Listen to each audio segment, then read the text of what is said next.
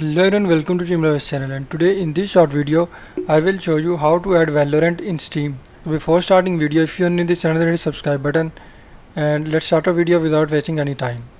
So first of all, open Steam and just do the same as I am showing you in this video.